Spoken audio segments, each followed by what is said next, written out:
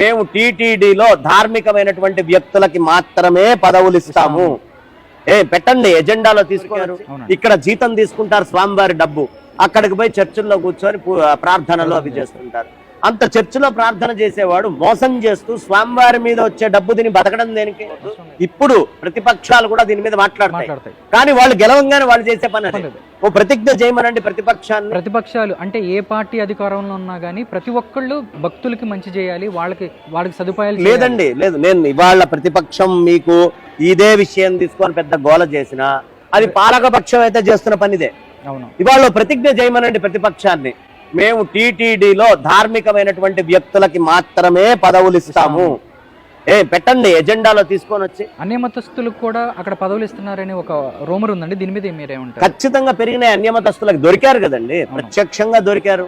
అక్కడ చర్చిల్లోకి వెళ్లి ప్రార్థనలు చేస్తూ దొరికారు. ఇక్కడ జీతం తీసుకుంటారు, స్వామివారి డబ్బు, అక్కడికి పోయి చర్చిల్లో కూర్చొని ప్రార్థనలు అవి చేస్తుంటారు. అంత చర్చిలో ప్రార్థన చేసేవాడు మోసం చేస్తూ స్వామివారి మీద వచ్చే డబ్బు దీన్ని బతకడం దేనికి? అది వదిలిపెట్టి వెళ్ళొచ్చు కదా. చాలా కుట్రపూరితంగా ప్లాన్డ్ గా ఆర్గనైజ్డ్ అటాక్ సనాతన వైదిక ధర్మం మీద ఇవాళ రాజకీయ పక్షాల నుంచి జరుగుతోంది. రాజకీయాల నుంచి దూరం చేసి అతీతంగా మేము చెప్తాం, ఇగో ఇక్కడ ఒక 4 పీఠాలు 5 పీఠాలు, ఈ 5 పీఠాల నుంచి ఇంతమంది సభ్యుల్ని మాకు వెయ్యండి.